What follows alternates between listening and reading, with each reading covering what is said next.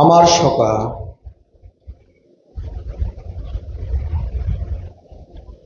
২৮ নম্বর বাণীতে দেখুন,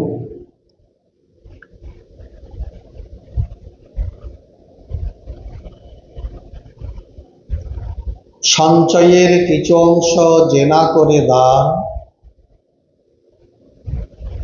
নিরাপদে যায় না তার মান আর প্রাণ। অতএব মান প্রাণ রাখিবার তরে উপযুক্ত পাত্রে দান করো সমান হবে।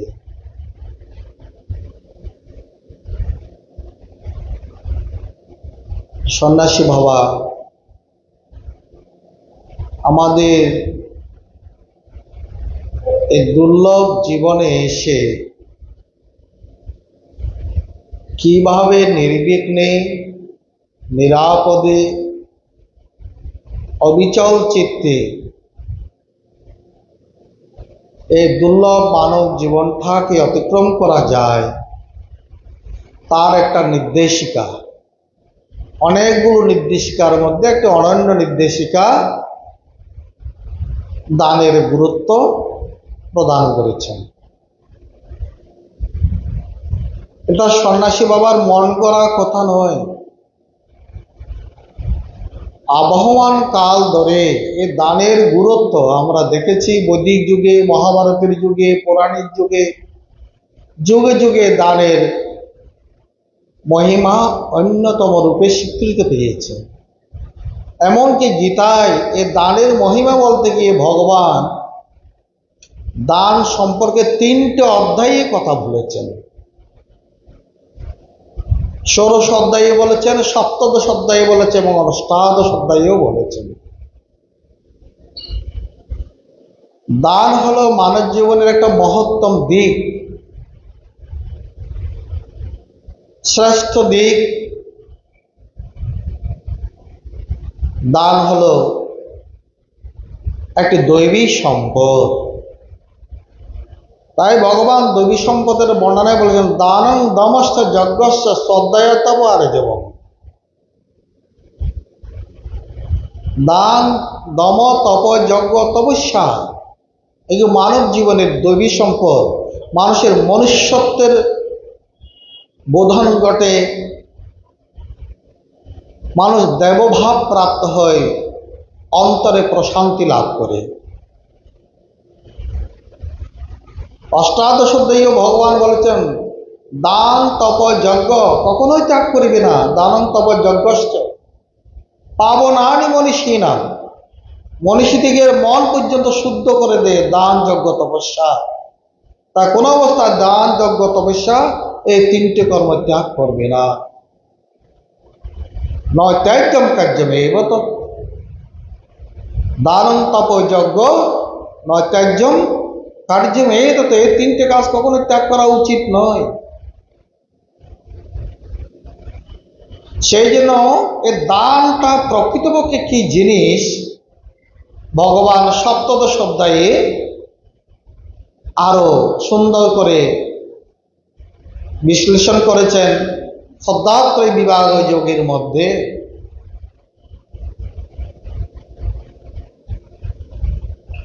বলে দান কি? দান হলো এক প্রকার ত্যাগ।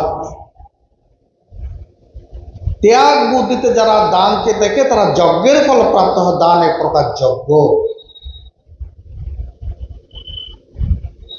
এই দানের ফলে কি হয়? বলে দানের উৎপত্তি ধর্ম দয়া ধর্ম প্রবর্ততে।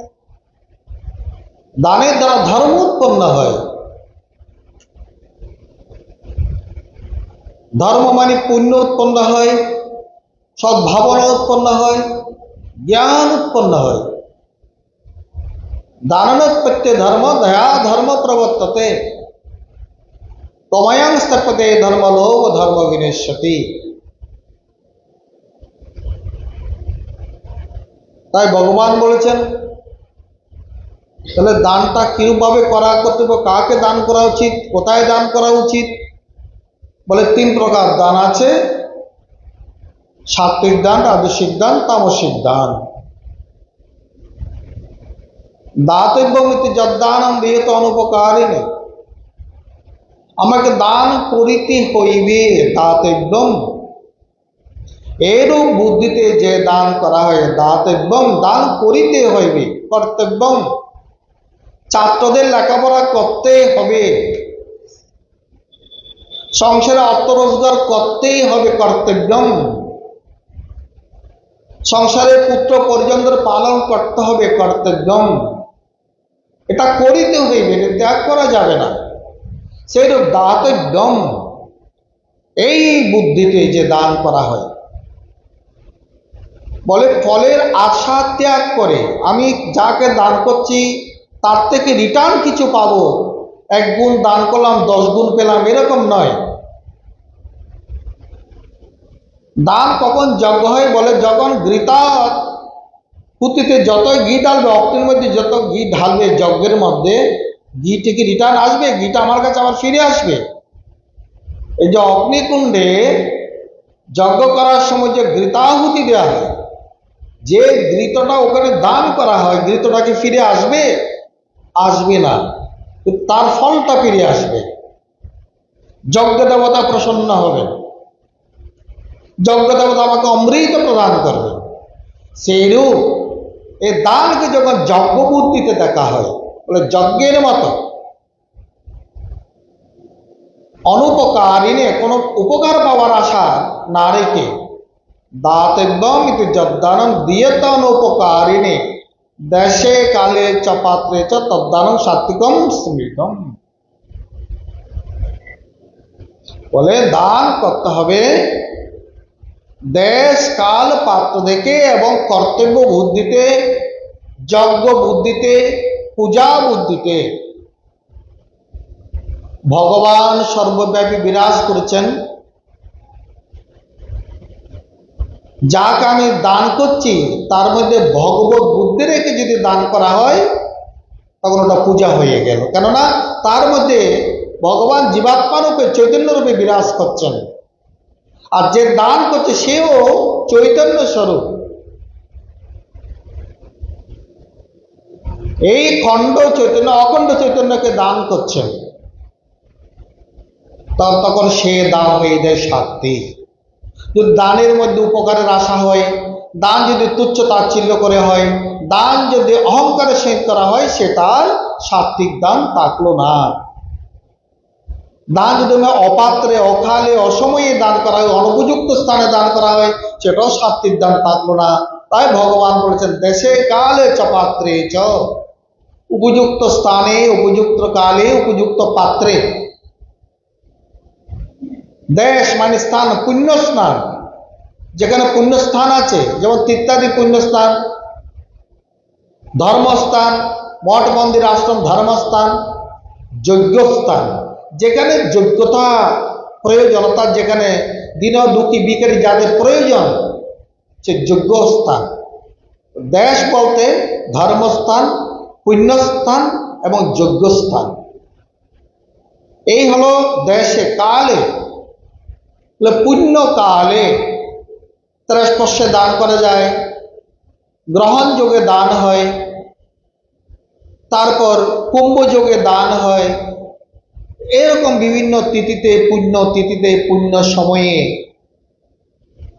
এটা এক প্রকার যেমন পুণ্য সময়। আবার গ্রীষ্মকালে জলদান, প্লাবনকালে সাহায্য করা, মহামারীর সময় চিকিৎসা দান করা, দুর্ভিক্ষে অন্ন দান করা, এগুলো তো যোগ্য সময়। কোন সময় আমাকে দানটা করতে হবে? একটা যেমন পুণ্য সময় আছে, আর একটা পুণ্য সময় হলো যেমন দেশের মধ্যে মহামারী হয়েছে, এই সময় দান করতে হবে। দুর্ভিক্ষ হয়েছে, দান করতে হবে। প্লাবন হয়েছে, দান করতে হবে। অতিবৃষ্টি অনাবৃষ্টি রূপ হয়েছে, সে সময় দান করতে হবে। আর কালে,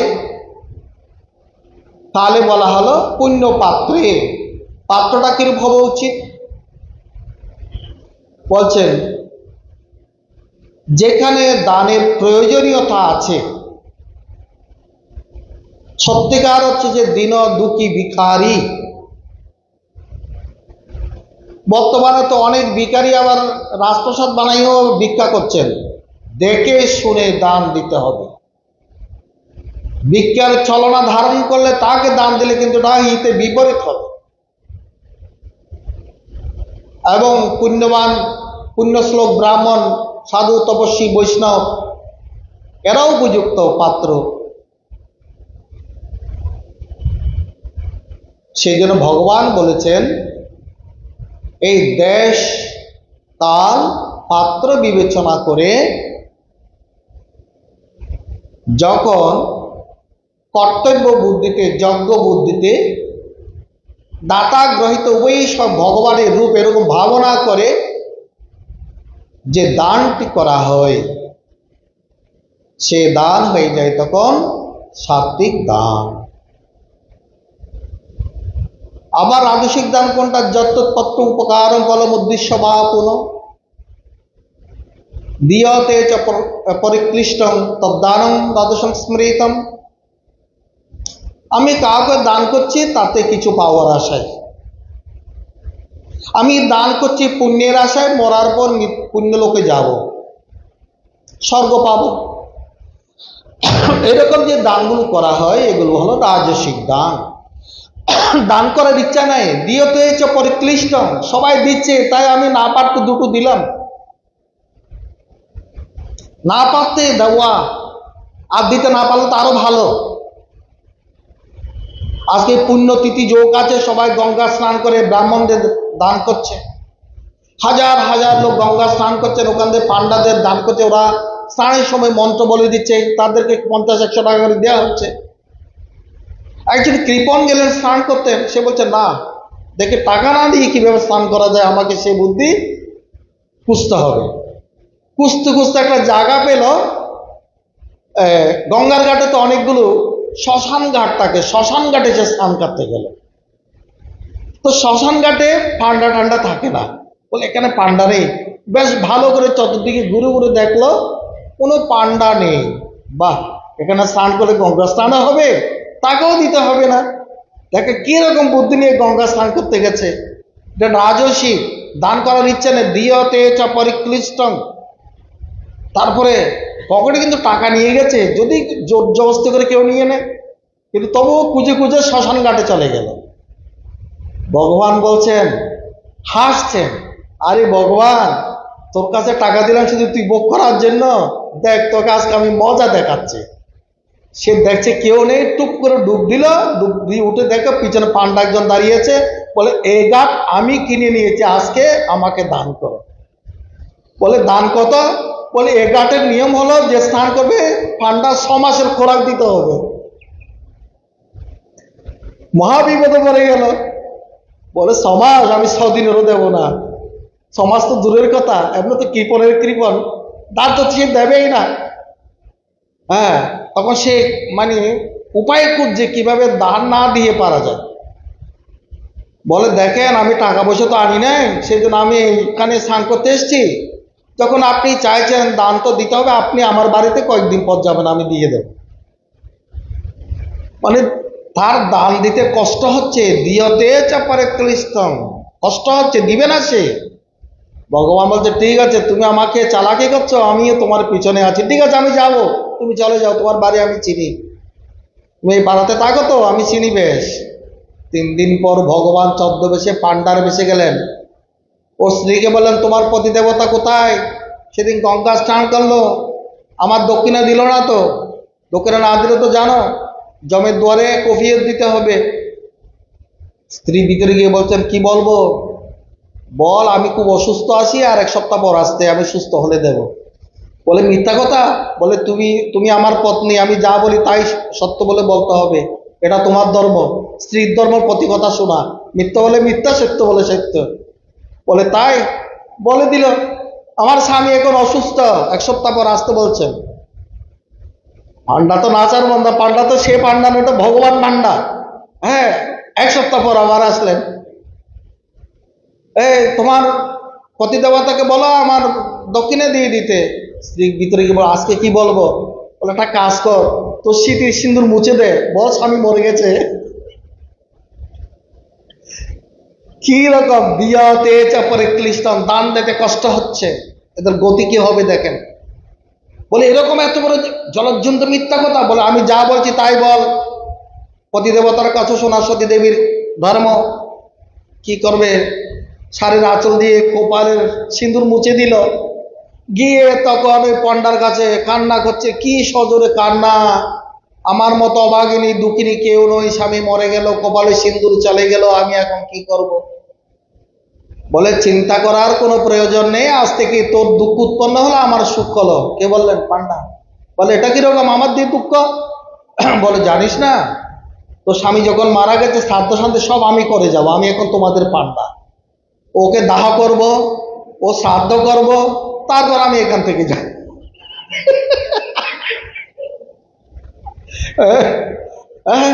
তখন তো ভগবানের তো অনন্ত রূপ, কিন্তু অনন্ত রূপের বিস্তার ঘটে, অনেক লোকজন এসে গেল, বলে হরিবল দে, সবাই হরিবল দিতে লাগলো। স্বামী বলছে, স্ত্রী বলছে না না না না, আমার স্বামী এখনো মারা যায়নি, এখনো মারা যায়নি। বলে মারা যায়নি? না না মারা যায়নি। বলে এরকম সবাই বলে মরে গেলে যখন শ্মশানে নিয়ে যায় প্রত্যেক স্ত্রী বলে স্বামী মারা যায়নি, স্বামীকে রেখে দেব। এটা ভগবান জেনেও কিন্তু একটা অভিনয় করছেন। সব স্ত্রীরাই বলে স্বামী মারা যায়নি, কিন্তু মারা গেছে। একবার সবাই দল বলে তাকে নিয়ে শ্মশানে নিয়ে গেল, ও একদম শ্বাস প্রশ্বাস বন্ধ করে দ্বন্দ্ব ভাবে মৃত্যুর মতো অভিনয় করছেন। হ্যাঁ, ওখানে চুলার উপর তুলে দিল, মানে কাঠ সাজিয়ে দিল। ভগবান চিন্তা করছেন, তুই কেমন কৃপণ বেটা, 100 টাকার জন্য জীবনটা পুড়িয়ে দিবি। হচ্ছে লোকজনকে সরিয়ে ভগবান তার কানে কানে গিয়ে বলে তোরা সরে যা, পড়ার আগে একটু কানে কানে সবদাহের কানে মন্ত্র বলতে, আমি একটু মন্ত্র বলে আসি। ভগবান কানে কানে গিয়ে বলছেন, কত অভিনয় করবি, 100 টাকার জন্য তুই মরে যাবি?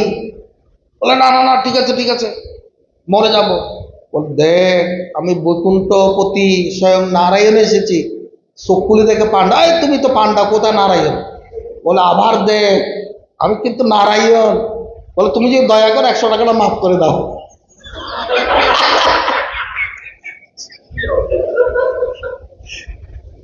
এ হলো আমাদের মনোবৃত্তি। ভগবান এসেছে তার কাছে, তবু সে বলছে আমাকে 100 টাকাটা মাফ করে দাও। দিয়তে চ পরিক্লিষ্টং, দিতে কষ্ট হয়। বলছে শাস্ত্র বলছেন এরকম যারা কৃপণ লোক সংসারে জীবন যাপন করে, তারা আত্মনাদ করতে করতে মৃত্যুবরণ করে, আর তাদের সে অর্থ অনর্থ হয়ে দাঁড়ায়। এই জন্য আচার্য শঙ্কর বলছেন অত্যং অনর্থং ভাবই নিত্যং। অর্থ কখন অনর্থ হয়, যখন সদত্তে খরচ না হয়। এই যে অর্থ সে দান করবে না, সে অর্থ তার কোন দিকে যাবে? তার রোগে যাবে, তার শোকে যাবে, তার মামলায় যাবে, নানা বিপদ আদিতে তখন তার সব যাবে। সেই জন্য বলছেন মদত্তে আত্মপরিত্যাগাত। ভগবান বলছেন মদত্তে আত্মপরিত্যাগাত, আমার নিমিত্ত তুমি আত্ম পরিত্যাগ করো। মত কর্ম কৃত, আমার কর্ম করো। আমার কর্ম করার জন্য তোমার পূজা যজ্ঞ দান তপস্যা যা যা করো তুমি তা করো, কৃপণতা করো না। আমরা পূজার সময় দেখি নিজেদের জন্য কাপড় কিনবে 4-5 হাজার টাকার, আর ভগবানের জন্য কাপড় কিনবে ফেসে গামছা, ওই 50 টাকা বলবে পূজার গামছা 20-30 টাকায় দিয়ে দেবে, পূজার শাড়ি 100-150 টাকায় দিয়ে দেবে। পূজার নকুল দানা, নিজেদের জন্য ভালো ভালো 12 মাসে 13 ফল খাবো, আর ভগবানকে দেব নকুল দানা আর ভাত শাক। এগুলো হলো কপট আচরণ। ভগবান যেগুলো কপট আচরণ, তা বলছে মদার্থে আত্মপরিত্যাগাত, যারা আমার নিমিত্ত আত্মপরিত্যাগ করে না, তাদের ওই অর্থ অনর্থ হয়ে যায়। অর্থ অনর্থং ভাবই নিত্যং নাস্তি তত সুকুলেশ সত্যং, তার মধ্যে কোনো সুখ নেই। আচ্ছা শুকুর খ্যাত করে বলেছেন অর্থ তাদেরই অনর্থ হয়ে যায়। তাই উত্তম রূপে দান করা উচিত। সে উত্তম রূপে আমাদের মহাভারতের যুগে, পৌরাণিক যুগে আছে রাজা শিবী। রাজা শিবী বিরাট দাথা, সন্ন্যাস করে তার ইতিহাসের পাতায় তার নাম জলজল করছেন। তিনি ছিলেন ধনী জমিদার, তিনি কাউকেই ফিরাতেন না। যার যেরকম সাহায্য অর্থ চাক, বৃত্ত চাক, ওষুধ চাক, চিকিৎসা চাক, আশ্রয় চাক, বস্ত্র চাক, এমনকি ভূমি যদি সে কেউ প্রার্থনা করে তাকে ভূমিও দান করত। এমনকি তাহার মনে মনে প্রতিজ্ঞা ছিল, আমি এই জীবন কেবল দানের নিমিত্ত উৎসর্গ করব, প্রয়োজনে প্রাণও দেব। আমি এই দান সত্যের মধ্যে প্রয়োজন হলে কি দেব? প্রাণও দেব। শুধু আমি অর্থ অন্ন দিয়ে কেবল এর মধ্যে সীমাবদ্ধ রাখবো না। কেননা দানম এক কলযুগে, কলিযুগে দান হলো সর্বশ্রেষ্ঠ পুণ্যকর্ম। বলছে সত্য যুগে তপস্য, তপকৃত সত্যম কৃত যুগে, তপস্যা ছিল সত্য যুগে, আর ত্রেতা যুগে ছিল তপস্যা, আর যজ্ঞে দাপরে ছিল যজ্ঞ, আর কলিযুগ হলো মহৎ কাজ হলো একমাত্র দান। তা বলছে দান এক কলো যুগে। তাই রাজা শিবি তিনি এমন প্রতিজ্ঞা করেছেন, কারো জন্য যদি প্রাণ ত্যাগ করতে হয় আমি প্রাণও দান করব। এরকম তিনি দিনের পর দিন প্রতিদিন দান করে করে চলেছেন। ভগবান এবার তাকে দানের ফল দেওয়ার জন্য নিশ্চিত করলেন। তথাপি ভগবানের রাজ্যে ভগবানের কৃপা পেতে হলে ভগবান কাউকে বিনা পরীক্ষায় কৃপা দান করেন না। সেই রাজা শিবিরের উপর একবার পরীক্ষা করার জন্য নারায়ণ ইন্দ্রকে নিয়ে ছদ্মবেশে রাজা শিবিরের ভবনে আসলেন। কিভাবে আসলেন? একজন হলো বাজ পাখি, একজন হলো কবুতর। ইন্দ্র হলেন কবুতর আর বাজ পাখি হলেন স্বয়ং ভগবান। হঠাৎ করে কপোত এসে রাজার শিবিরের কোলে পড়ে গেলেন। প্রভু আমাকে রক্ষা করো, আমাকে রক্ষা করো। হঠাৎ করে বাজ এসে বলছেন, প্রভু আমার বহুদিনের ক্ষুধার্ত মন আজ তাকে স্বীকার করেছে, আপনি একে ছেড়ে দিন। কবুতর বলছে, না প্রভু, আমি আপনার আশ্রয় প্রার্থী, এই আশ্রয়দাতাকে আমি আশ্রিত কে, আপনি আর আমাকে আশ্রয় দিন। আমাকে যদি আপনি ছেড়ে দেন এই বাজ পাখি আমাকে খেয়ে ফেলবে। আর বাজ বলছেন, না আমি বহুদিনের ক্ষুধার্ত, বহুদিন পর শিকার পেয়েছি, আপনি যদি একে না দেন আমি অন্য অভাবে মারা যাব, আপনি আমাকে একে ছেড়ে দিন। এখন সংকটে পড়লেন শিবি রাজা। শিবের সংকট না, কপট হলো আশ্রিত, তাকে রক্ষা করতে হবে। এদিকে বাস যা চাইছে তারও কথা মিথ্যা নয়, তাকেও রক্ষা করতে হবে। তখন তিনি একটা বুদ্ধি উপায় অবলম্বন করলেন। আচ্ছা, বাস পাখি বলছেন, তুমি তো ক্ষুধার্ত, তোমার তো মাংস চাই, আমি তোমাকে আমার অন্য প্রাণী আছে তার থেকে একটু মাংস এনে দিই, তাহলে তোমার ক্ষুধা তো নিবারণ হবে তো? বলে না,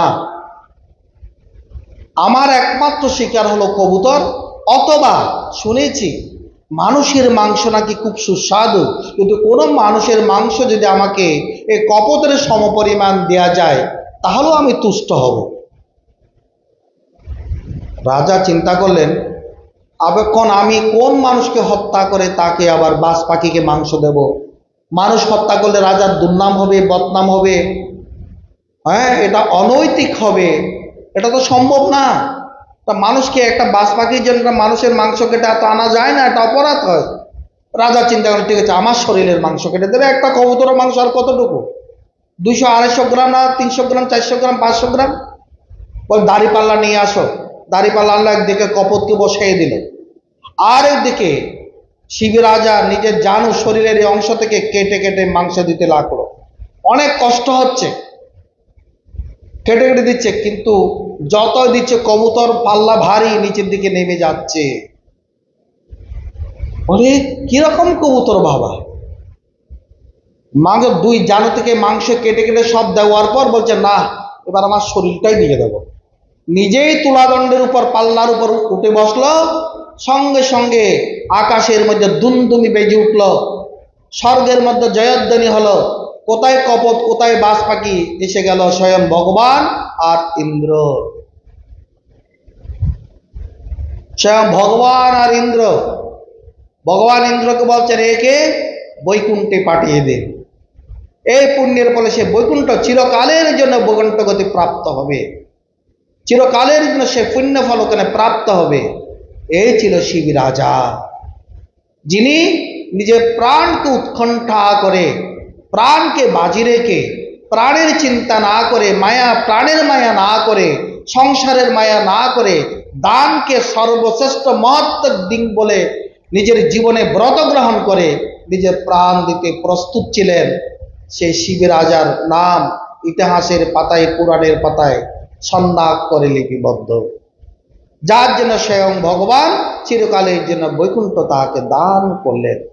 এই যে দান, এই দানগুলো হলো জীবনের মহত্তম দিক। তাই বলছেন দান কিভাবে করা উচিত। বেদের অনুশাসন শ্রদ্ধয়া ধেয়ং, তুমি শ্রদ্ধার সহিত দান করবে। তুচ্ছ অসৎকৃতং অবজ্ঞাতং, তামসিক দানের লক্ষণে আছে গীতায়। অসৎকৃতং অবজ্ঞাতং, অবজ্ঞা করে, অনাদর করে, তুচ্ছ তাচ্ছিল্য করে কাকে তুমি দান করবে না, অহংকারের সহিত দান করবে না। অসৎকৃত অবজ্ঞাতং তদ্দানম তামসং উদাহরিতম। তারপরে শ্রদ্ধয়া ধেয়ম, অশ্রদ্ধয়া অধেয়ম, অশ্রদ্ধার সহিত দান করবেন। অশ্রদ্ধার সহিত দান করলে হিতে বিপরীত ফল প্রাপ্ত হবে।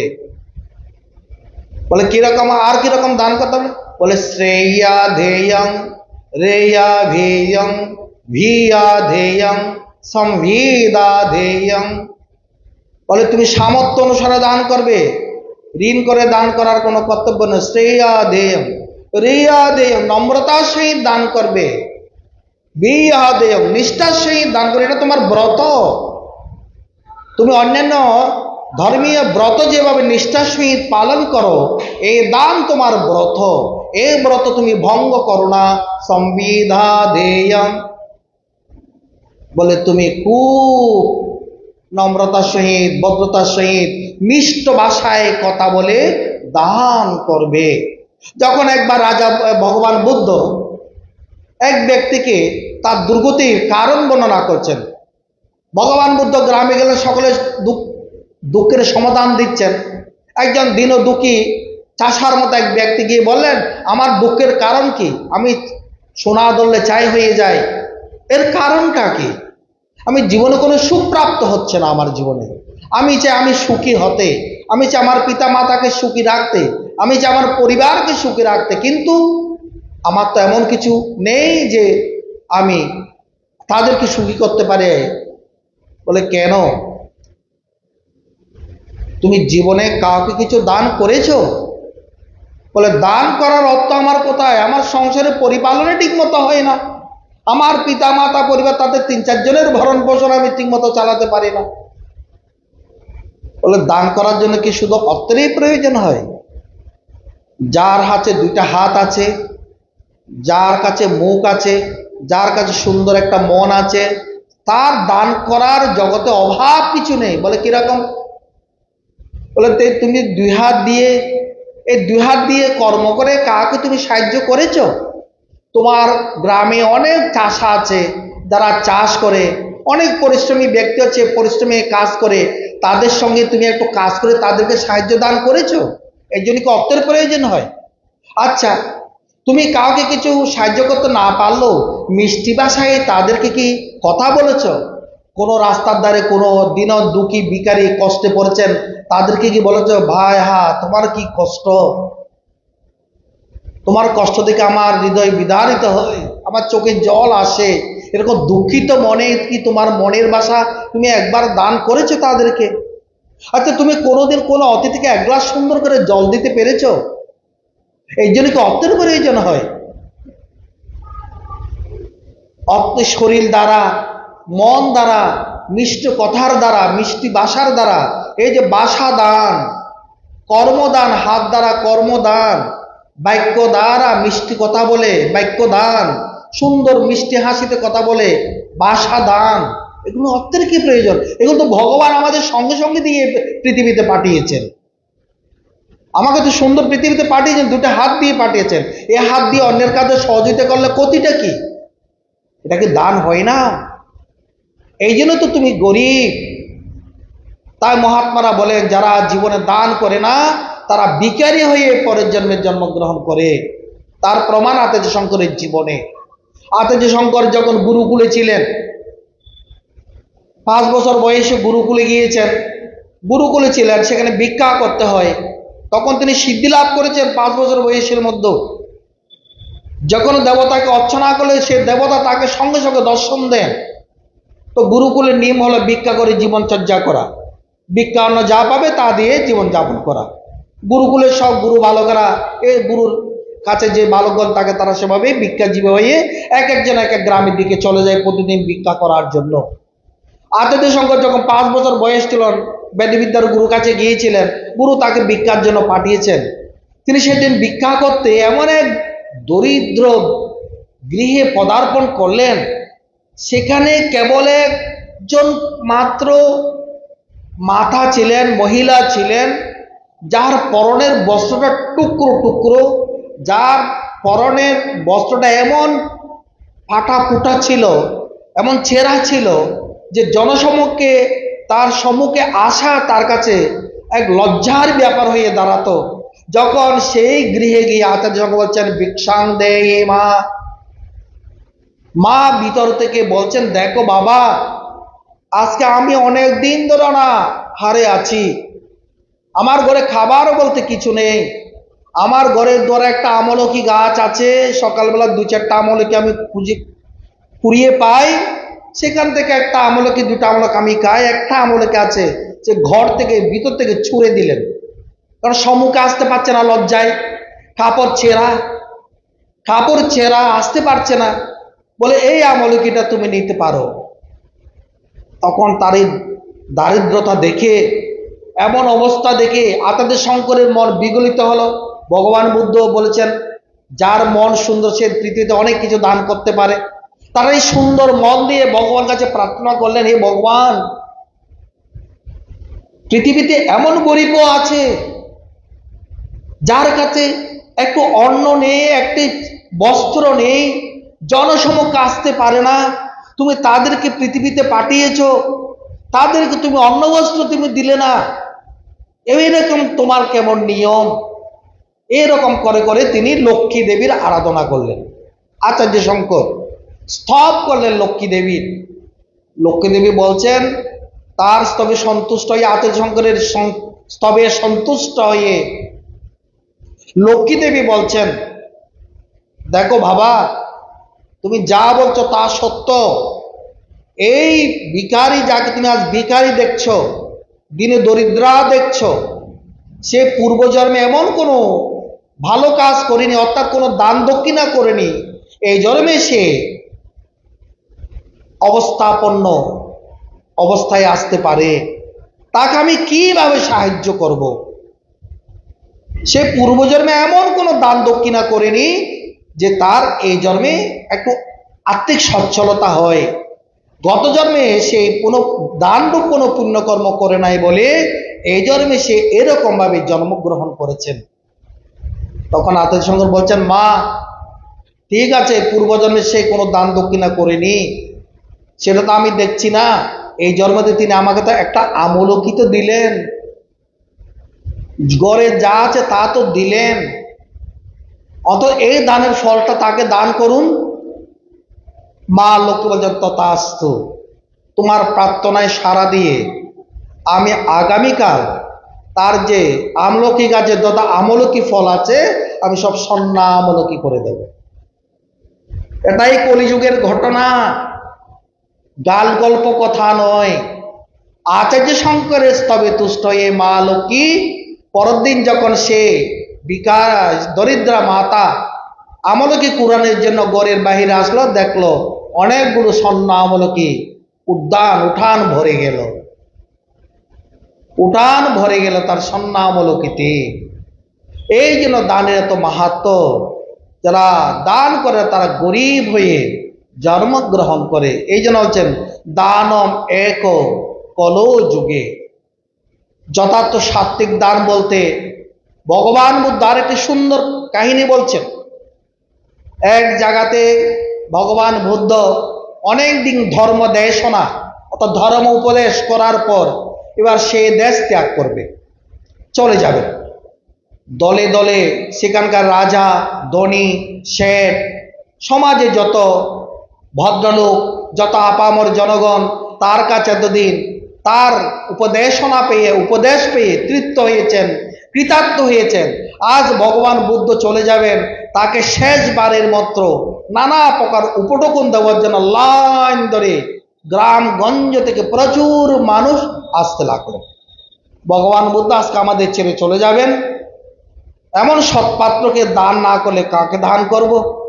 তাই সবাই লাইন দিয়ে রাজা, পাত্র, মিত্র সবাই এসে দান করছেন। অতি দরিদ্রা এক মা, তিনি রাস্তা রাস্তা পাগলের মতো ঘুরে বেড়াচ্ছেন। এত লোকের সমাগম দেখে জিজ্ঞাসা করছেন, ও বাপু, তোমরা কোথায় যাচ্ছ গো? বলে, আজকে ভগবান বুদ্ধ আমাদের গ্রাম ছেড়ে চলে যাবেন, শেষবারের মতো দর্শন করছি, আর আমাদের কাছে যা আছে তা কিছু দান করার জন্য যাচ্ছি আমরা। বলে, আমার তো কিছুই নেই, আমি কি দেব? সেই হাতে তখন রাস্তার থেকে কুড়িয়ে পাওয়া আমের দিনে একটা আম ছিল, অর্ধেক আম সেই বিধবা মা খেলেন, ওই বুড়ি খেলেন। বলে, আমি একটু দর্শন করতে যাই। ওটিকে কিছু দিতে না পারলে দর্শন তো করা যায়। ভগবান বুদ্ধকে দর্শন করতে গেলেন ওই হাতে অর্ধেক খাওয়া আমটা নিয়ে। দেখছেন সবাই কত ভালো ভালো বস্ত্র, পরার নানা সামগ্রী, নানা উপহার ভরিয়ে দিচ্ছেন। ভগবান বুদ্ধ কেবল আঙ্গুল দিয়ে ছুঁয়ে দেখছেন। এই বুড়ি যখন সেখানে পৌঁছলেন, অন্যান্য লোকেরা তাকে ভিতরে বুদ্ধের কাছে যেতে দিচ্ছে না। একেবারে চিরা নোংরা কাপড়ে এক ক্ষত ছাড়া এক দরিদ্রা ভগবান বুদ্ধের কাছে যায়। দেখতে কেমন লাগে? হাতে অর্ধেক খাওয়া আম, মুখে টোটে মুখে আম লাগিয়ে আছে, হাতে অর্ধেক আম কাকে খাওয়া মতো একটা আম পড়ে আছে। বুদ্ধ বলেন, ওকে আসতে দাও। ভগবান বুদ্ধ দেখতে পেলেন দূর থেকে যেখানে কিছু একটা হচ্ছে, তিনি তো জানতে পারছেন, আসতে দাও। আসলেন। বাবা, আপনাকে তো দান করার মতো আমার কিছুই নেই, আমি একেবারে দরিদ্র। এই আমটা গাছতলায় কুড়িয়ে পেয়েছি, অর্ধেক ভোজন করে এবেলা তৃপ্ত হয়েছি, আর অর্ধেক রেখেছি রাত্রিবেলা খাবো বলে। কিন্তু আমি আর রাত্রিবেলা আপনাকে দেখে তৃপ্ত হয়েছে, আমি আর খাবো না, এটা আপনাকে দিতে চাই। বলে, দাও মা দাও, দাও মা দাও। তখন তিনি দুই হাত উপরে বৃদ্ধা ওই খাওয়া আমটি নিল। তখন অন্যান্য যারা ধনী, শেঠ, রাজা লোক, তারা বলছেন, এতক্ষণ আমরা এত মূল্যবান ধন সামগ্রী দিলাম, আপনি দুই হাত তো দূরে থাক, ভালো করে এক হাতও চুয়ে দেখলেন না, তো বলে এরকম করে করে টিপি আমাদের দানটা স্বীকার করলেন। এ দানের এমন কি মাহাত্ম? বলে, এই দানটা হলো, এই যে দান, বৃদ্ধার এর দান হলো অনেক মাহাত্মপূর্ণ দান। বলে, কিরকম? বলে, আপনারা দান করেছেন, আপনাদের সঞ্চিত ভাগের কিছু অংশ দান করেছেন, কিছু অংশ নিজেদের জন্য রেখে দিয়েছেন, পুত্রের জন্য, মেয়ের জন্য, ছেলের জন্য, নিজের জন্য, ভবিষ্যতের জন্য, নাতিপুতির জন্য রেখে দিয়ে তার থেকে একটু অংশ দিয়েছেন। আর এই বিদ্যা রাত্রিবেলা কি খাবে সেটাও তার কাছে নেই, সর্বস্ব অর্পণ করে দিয়েছেন। তার কাছে আর কিছু নেই, রাত্রিবেলার কথাও ভাবেনি কি খাবে। সর্বস্ব অর্পণ করে যে দানটা হয়, এটা সত্যিকারের অন্তরের দান হয়, সেই দানটাই আমি গ্রহণ করলাম। ভগবান বুদ্ধ বুঝিয়ে দিলেন, দান আন্তরিকভাবে না হলে, সর্বস্ব প্রথম তার যদি না হয়, আমি আমার ছেলে পুলে, পিতা পুত্র সবার জন্য রেখে তারপর থেকে দিলাম, এটা সঠিক দান হচ্ছে না। এটা আমি আমার জন্য অগ্রভাগ তুলে রাখলাম আর পরে দিচ্ছি অন্যজনের জন্য। আর বুড়িমা দিয়েছেন নিজের জন্য না ভেবে ভগবানের জন্য ভেবেছেন। তো দানের অর্থের অগ্রভাগ ভগবানকে দেওয়াই হলো মানব জীবনে পরম কর্তব্য। সেই জন্য সন্ন্যাসী বাবা বলছেন, সংশয়ের কিছু অংশ যে না করে দান, নিরাপদে যায় না তার মান আর প্রাণ। দানের দুর্গতি খণ্ডে, দানের দ্বারা আমাদের অনেক বড় বড় পারদ্ধ কেটে যায়। তাই বলছে, নিরাপদে যায় না তার মান আর প্রাণ। যে দান করে না, তার একদিকে যেমন আত্মনাদ করতে করতে মৃত্যুবরণ করে, পরলোকে যেমন বিকার হয়ে জন্মগ্রহণ করতে হয়, এবং সে দানের ফল প্রাপ্ত হয় না। তার ইহ জীবনেও তার জীবনটা অনেক দুর্গতিতে ভরা থাকে। দানের দ্বারা সেই দুর্গতিগুলো, মানবদের 100% দুর্গতির মধ্যে 50%, 70%, 75% দুর্গতি খণ্ডন হয়ে যায়। যেটুকু থাকে এগুলো পারব্ধ বা ছোট্ট ছোট্ট পারব্ধের মধ্যে দিয়ে অতিক্রম হয়ে যায়। সেই জন্য সন্ন্যাসী বাবা বলেছেন, সঞ্চয়ের কিছু অংশ যে না করে দান, নিরাপদে যায় না, অর্থাৎ বিপদে যায়। যারা দান করে না তাদের দিন যায় বিপদে। নিরাপদে যায় না তার মান আর প্রাণ, তার মান সম্মান থাকে না, তার প্রাণ উৎকণ্ঠার মধ্যে তাকে আত্মনাদ করতে করতে মৃত্যুবরণ করে। অতএব মান প্রাণ রাখিবার তরে উপযুক্ত পাত্রে দান করো সমাদরে। উপযুক্ত পাত্র দেশ কাল দেখে গীতা যেটা বলেছেন, দেশে কালে চ পাত্রে চ তদ্দান সাত্বিকম শ্রেতম। উপযুক্ত পাত্র, উপযুক্ত সময়, উপযুক্ত কাল, পুণ্যকাল, পুণ্য স্থান এবং পুণ্য পাত্রে, শুদ্ধ পাত্রে, দীর্ঘদুঃখী পাত্রে, প্রয়োজন যেখানে সেখানে দান করা হলো সাত্বিক দান। এমনই দানের মহিমা, সেই জন্য বলছেন যজ্ঞ দান তব কর্ম পাবনানি মনীষী নাম। এই দানের দ্বারা মানুষের চিত্ত শুদ্ধি হয়, দানের দ্বারা মনীষীগণের চিত্ত পর্যন্ত শুদ্ধ হয়ে যায়, সকলের শুদ্ধ হয়ে যায়। যেন ভগবান বলছেন জাত করছি যদাস্নাচি যজ্ঞ দাসি যত যত তপস্যাসি কুন্তে তৎপুরুষ মদর্পণম। আমাকে ধান করো, মদত্তম অর্থ পরিত্যাগাত, যা কিছু করো অগ্রে আমাকে অর্পণ করো। এই যে অর্পণ করা, এটা হলো দান, এটা হলো দান। দানের আরো গভীর মহত্তম দিক আছে, যেটা গুরু গীতায় বলেছেন আসনং শয়নং বস্ত্রং বাহনং ভূষণ আদিকম। বলছে আসন, বস্ত্র, শয্যা, বাহন, ভূষণ, এগুলো গুরুদেবকে দান করা কর্তব্য, কেন গুরু সন্তোষ কারণাৎ। ঠিক আছে, যারা ধনী ব্যক্তি, যারা গৃহী ব্যক্তি, তাদের অর্থ আছে, তারা এরকম দান করবে। তার গুরুত্বপূর্ণ উত্তম দানটা কি? আসনম, হৃদয় আসন গুরুকে দান করো। শয়নম, অর্থাৎ রাতভর সারা রাত নিদ্রায় ক্ষেপণ না করে রাত জেগে ভগবানকে উপাসনা করো। বস্ত্রম, এই শরীরটা ভগবানের সেবায় নিবেদন করবে, এই ভাবনাটুকু রাখো। বস্ত্র এবং শরীর একই অর্থ, গীতায় বলেছেন বাসাংসি জিন্দানি যথা বিহায়। এই শরীরটাকে বস্ত্রের সঙ্গে তুলনা করা হয়েছে। যখন বস্ত্র পুরাতন হলে নতুন বস্ত্র আমরা পরিত্যাগ করি, এই শরীরটা পুরাতন হলে জীবাত্মা এই শরীর ত্যাগ করে নতুন দেহ ধারণ করে। তার শরীরকে ভগবানের কাজে নিয়োগ করার নাম হচ্ছে শরীর দান। আসনং শয়নং বস্ত্রং বাহনং, বাহন মানে গাড়ি দান ধনীরা দিচ্ছেন, আর ভক্তরা দেন গুরুর বাণী নিজে বহন করে, নিজে গ্রহণ করে, বহন করে অন্যকে দান করেন। আর ভূষণম, অমানিত্য দম্ভিত্ব ভাব করে, অর্থাৎ যারা অহংকার অভিমানিত করে গুরুর উপযুক্ত ভক্ত হন, তাহারা হচ্ছেন তারা ভূষণ। তাদের জীবনের ভূষণ হলো অমানিত্য, অদম্ভিত্ব, নিরহংকার, এগুলো উত্তম ভূষণ, উত্তম চরিত্র। এরকম করে যারা থাকে তারা গুরুকে এইগুলো দান করে, আসন, স্বয়ং, বস্ত্র, বাহন, ভূষণ দান করে দানের পুণ্যফল লাভ করে ধন্য হন।